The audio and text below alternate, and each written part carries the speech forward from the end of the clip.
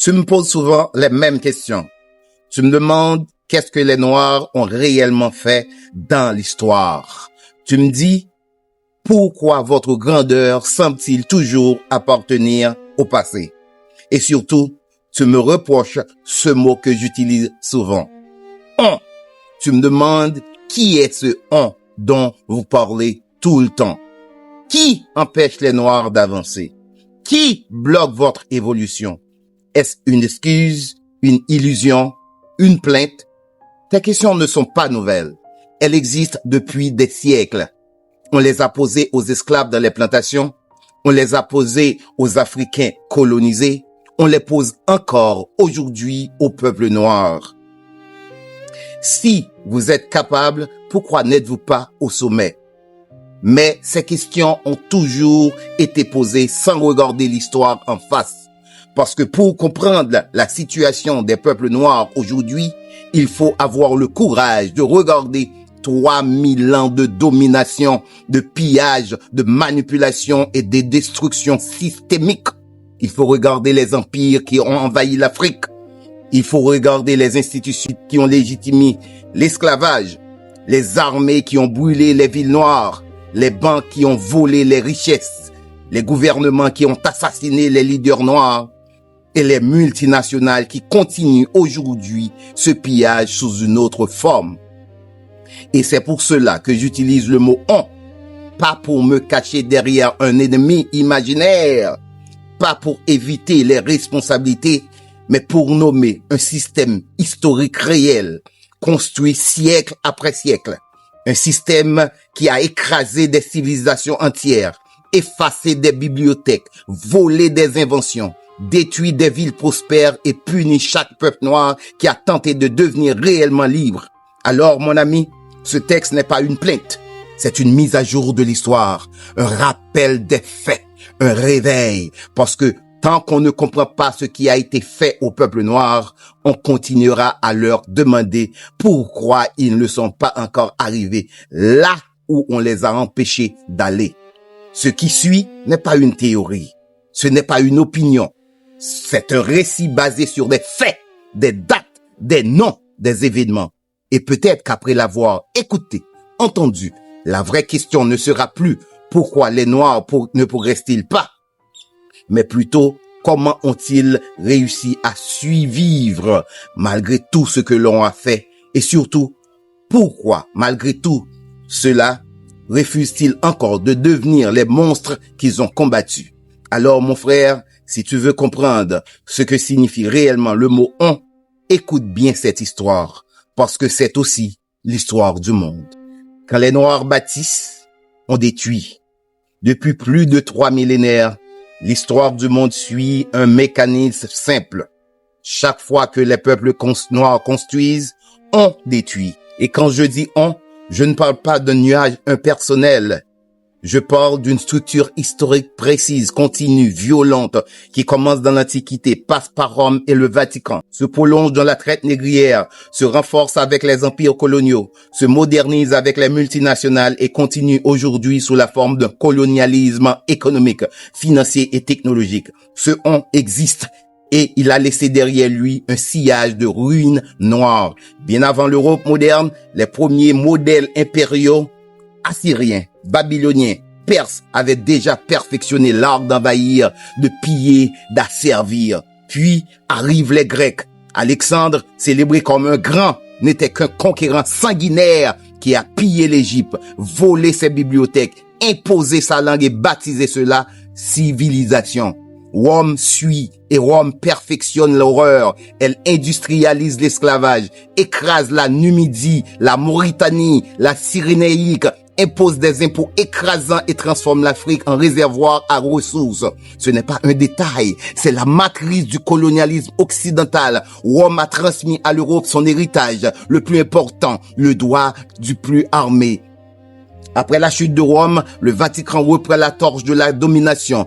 En 1452, la bulle Dum Diversa autorise officiellement le Portugal à réduire en esclavage perpétuel les Africains païens.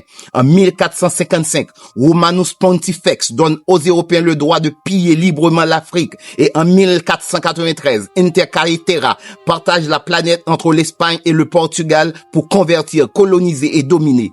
C'est le Vatican qui a donné au monde chrétien la licence religieuse d'enchaîner les Noirs. Voilà la racine du on. Puis commence la traite négrière. Pendant 400 ans, l'Europe kidnappe 12 à 15 millions d'Africains, en tue 2 millions en mer, brise des familles, vole des terres et transforme des humains en marchandises. Pourquoi cela a-t-il été possible? Parce que les Européens avaient inventé les armes, mosquets, canons, navires militarisés. Les Noirs, eux, avaient inventé les mathématiques, l'astronomie, la métallurgie, la philosophie, mais pas la machine de la mort. Et il faut aussi rappeler de manière irréfutable que les contributions des peuples noirs à l'histoire humaine sont documentées par l'archéologie, les institutions savantes et les grandes références historiques. L'os d'Issango, découvert dans l'actuel RDC, est daté d'environ 20 000 ans. Est souvent présenté comme l'un des plus anciens objets mathématiques connus en raison de ses encoches ordonnées interprétées comme un outil de comptage ou de calcul. Dans l'Égypte ancienne, la construction des pyramides supposait une maîtrise réelle des mathématiques, de la géométrie, de l'orientation et des matériaux. L'ingénierie pyramidale n'est pas une légende romantique, mais un fait reconnu. En Afrique de l'Ouest, la culture nord au Nigeria atteste d'une métallurgie de fer ancienne. Et les grandes synthèses historiques sur l'Afrique centrale décrivent la diffusion précoce du travail du fer à partir du plateau nigérian. En Afrique australe, Great Zimbabwe, construit entre environ 1100 et 1450, est reconnu par l'UNESCO comme l'un des plus grands monuments de pierre d'Afrique subsaharienne et comme le produit d'une civilisation africaine précoloniale majeure.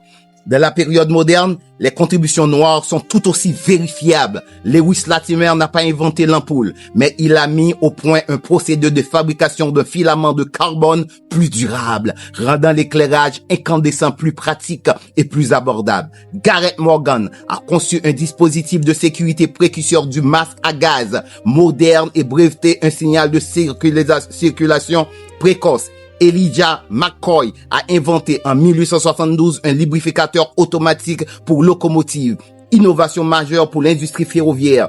George Washington Carver a contribué à transformer l'agriculture du sud des États-Unis en promouvant la rotation des cultures et des nouvelles productions comme l'arachide et le soja pour restaurer les sols épuisés. Katherine Johnson, mathématicienne de la NASA, a réalisé des calculs de trajectoire et de mécanique orbitale essentiels aux premiers vols spatiaux habités américains. L'Afrique n'a jamais fabriqué une technologie destinée à détruire des continents. L'Europe, si. Et malgré tout, les Noirs reconstruisent. Ils se révèlent, mais chaque fois qu'ils reconstruisent, on détruit à nouveau. Regardez Tulsa, 1921, Black Wall Street. Une ville noire riche, autonome, indépendante, banque, hôtel, avocats, médecins noirs, des noirs propriétaires d'avions privés. C'était la preuve vivante que les noirs n'avaient besoin de personne.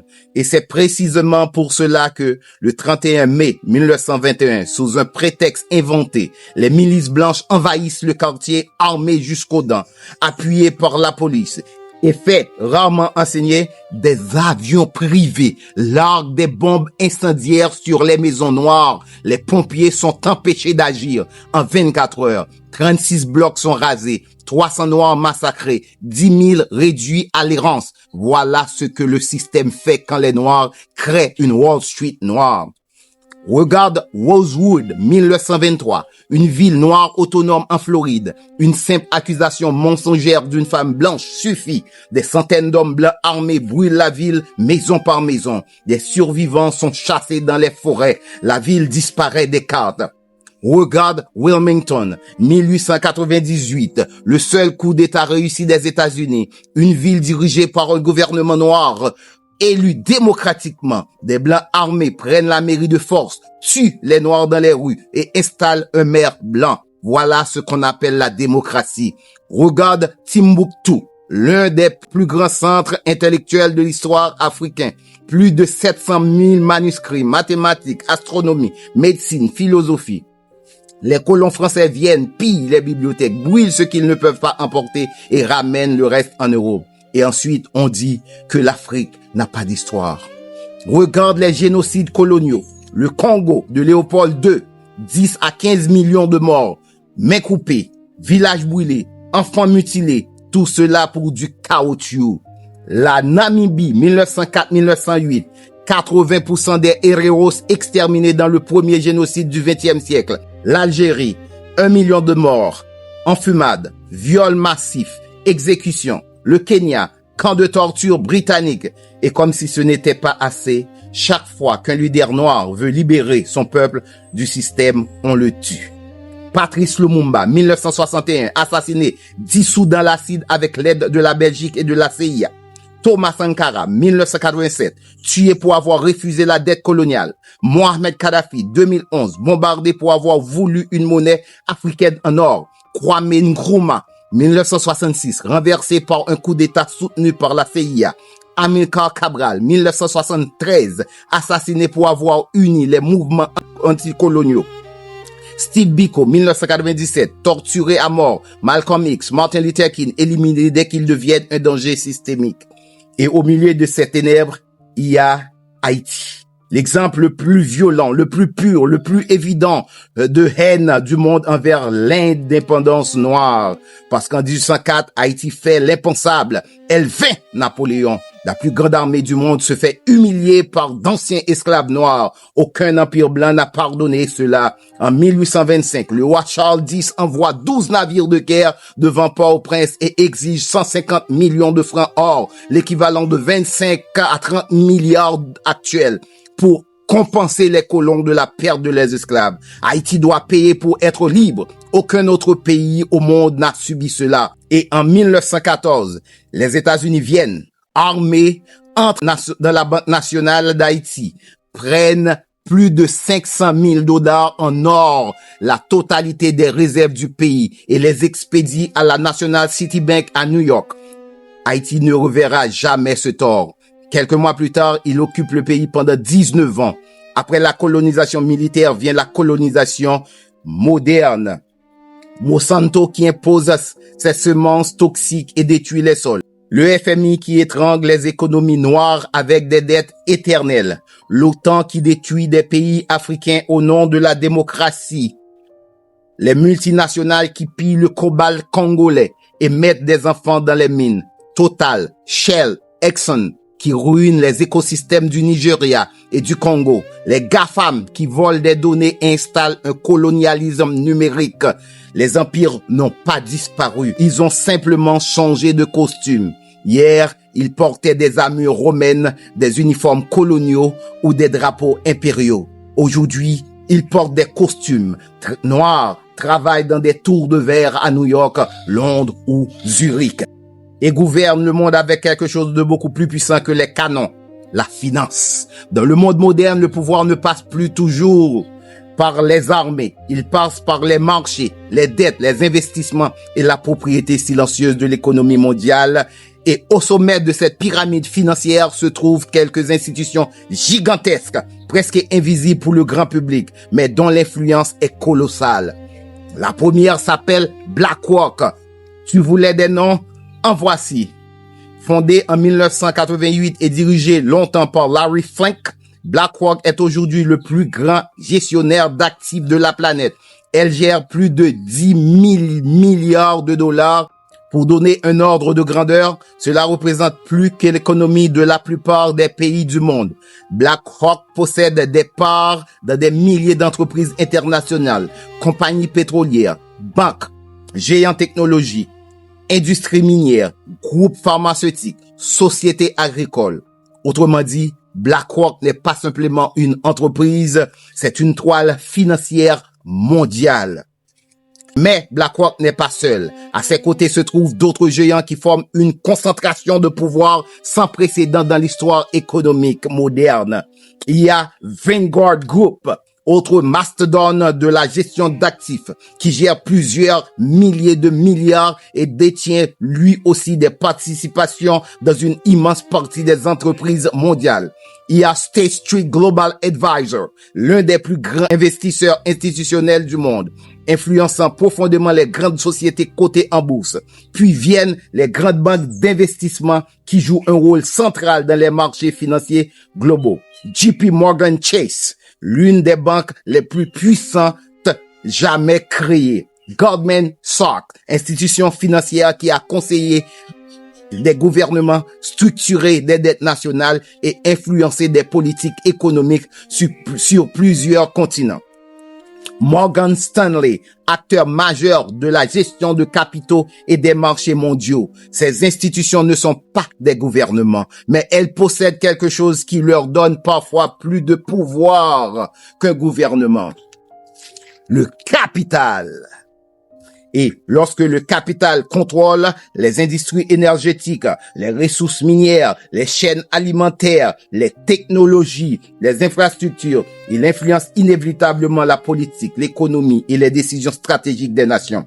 Le colonialisme moderne ne se fait plus toujours avec des soldats débarquant sur une plage. Il se fait avec des contrats d'exploitation, des prêts internationaux, des restructurations de dettes, des participations financières dans les entreprises clés. Autrefois, les colonisateurs plantaient un drapeau. Aujourd'hui, ils achètent des actions. Autrefois, ils envoyaient des navires. Aujourd'hui, ils envoient des investisseurs. Autrefois, ils contrôlent les terres par la force. Aujourd'hui, ils contrôlent les ressources par la propriété financière. Et pour beaucoup de peuples africains, la question reste la même qu'il y a 100 ans. Qui possède réellement les richesses de leurs terres? Quand les mines de cobalt du Congo alimentent les batteries du monde entier, quand le pétrole du Nigeria enrichit des multinationales, quand les terres agricoles africaines deviennent dépendantes des semences industrielles, quand les économies nationales sont étranglées par des dettes imposées, la domination ne disparaît pas, elle se transforme. Le système n'a pas disparu, il s'est simplement modernisé. Les empires d'hier avaient des armées, les empires d'aujourd'hui ont des portefeuilles d'investissement. Mais pour les peuples qui vivent sur les terres riches du monde, et particulièrement pour les peuples africains, la question fondamentale reste inchangée. Qui décide réellement du destin de leurs ressources, de leur économie et de leur avenir? Et puis, on demande pourquoi les Noirs ne font pas pareil. Et parfois, la question va encore plus loin. Pourquoi vous vous êtes laissé faire pendant tout ce temps? Et cette question semble logique jusqu'à ce qu'on la regarde honnêtement. Parce que dis-moi une chose. Si tu vis en paix chez toi, si tu n'as déclaré la guerre à personne, si ton monde est construit sur l'échange, la communauté, la spiritualité et non la domination, comment pourrais-tu imaginer que quelqu'un traverse des océans pour t'enchaîner? Comment anticiper une violence que ton propre esprit n'a jamais conçue? Un peuple ne peut préparer sa défense qu'à la hauteur de ce qu'il est capable d'imaginer. Et quand ton intelligence est tournée vers construire, cultiver, apprendre, organiser la vie, elle n'est pas naturellement orientée vers détruire, envahir, capturer, déshumaniser. Pendant que certains développaient des philosophies, des mathématiques, des systèmes sociaux et spirituels, d'autres développaient des armes, des stratégies militaires, des doctrines de domination. Et quand ces deux mondes se rencontrent, ce n'est pas celui qui est plus humain qui gagne, c'est celui qui est le plus préparé à la violence. Ajoute à cela la surprise, la trahison, les alliances forcées, les divisions internes d'exploiter et les technologies inconnues, les armes supérieures. Et tu comprends que ce n'est pas une question de faiblesse, c'est un décalage de paradigme. Ce n'est pas que les Noirs se sont laissés faire, c'est qu'ils ont été confrontés à un type de guerre qu'ils n'avaient jamais conceptualisé. Et même après cela, ils n'ont jamais choisi de devenir ce qu'ils ont combattu. Et ça, mon frère, ce n'est pas de la naïveté, c'est un choix. La réponse est simple, mon ami. Et tous ceux qui posent la même question que toi, Qu'est-ce que les Noirs ont fait? Pourquoi leur grandeur semble appartenir au passé? Qui est ce on dont ils parlent? Regardez l'histoire. Regardez-la vraiment. Depuis les Assyriens jusqu'aux multinationales modernes, depuis Rome jusqu'au marché financier, depuis les bulles du Vatican jusqu'aux institutions économiques mondiales, depuis les navires négriers jusqu'aux fonds d'investissement qui contrôlent aujourd'hui les ressources de la planète. Un même mécanisme se répète. Quand les Noirs bâtissent, on détruit. Quand les Noirs créent, on efface. Quand les Noirs se libèrent, on punit. Quand les Noirs s'organisent, on intervient. Des royaumes africains pillés, des bibliothèques brûlées, des villes noires bombardées, des leaders assassinés, des nations étranglées par la dette, des ressources extraites pour enrichir d'autres continents. Et malgré tout cela, on continue de demander aux Noirs, pourquoi n'êtes-vous pas au sommet? Mais la vraie question n'est pas celle-là. La vraie question est, comment les peuples noirs ont-ils réussi à survivre à tout cela? Parce que malgré 3 millénaires de domination, de violence et d'effacement, ils n'ont jamais choisi de devenir les monstres qui les ont écrasés. Ils n'ont jamais construit des armes de destruction massive pour aller bombarder des villes inconnues. Ils n'ont jamais utilisé leur intelligence pour exterminer des enfants, des femmes, des peuples entiers qu'ils ne connaissent même pas. Pour beaucoup de peuples noirs, cette idée reste impensable. Oui, impensable. Parce que lorsqu'on connaît la douleur d'être déshumanisé, on comprend instinctivement que transformer son génie en machine de mort est une trahison de l'humanité elle-même. Les Noirs ont créé des civilisations, d'autres ont créé des empires de domination. Les Noirs ont partagé le savoir, d'autres ont perfectionné la guerre. Les Noirs ont résisté pour vivre, d'autres ont conquis pour posséder. Et c'est pour cela que l'histoire est inconfortable à l'entendre. Parce que si les peuples noirs avaient adopté la même logique que leurs oppresseurs, le monde aurait déjà brûlé depuis longtemps. Mais ils ne l'ont pas fait. Et c'est là que réside la véritable force. Pas dans les bombes, pas dans les armées, pas dans les empires, mais dans la capacité d'un peuple à dire « Je refuse de devenir ce qui a tenté de me détruire ». Voilà pourquoi j'utilise le mot « on ». Parce que ce système existe, parce qu'il a laissé des traces dans l'histoire, parce qu'il continue d'exister sous d'autres formes. Mais voici aussi ce que ce système n'a jamais réussi à détruire. La dignité d'un peuple qui refuse de transformer son intelligence en instrument de barbarie. Et c'est peut-être cela qui dérange le plus. Parce que, au fond, la vraie question n'est plus pourquoi les Noirs ne dominent-ils pas le monde. La vraie question est pourquoi ceux qui dominent le monde ont-ils choisi la domination plutôt que l'humanité. Le vrai miracle de l'histoire n'est pas que les Noirs aient été opprimés. Le vrai miracle est qu'ils n'aient jamais choisi de devenir leur oppresseur. Wake up!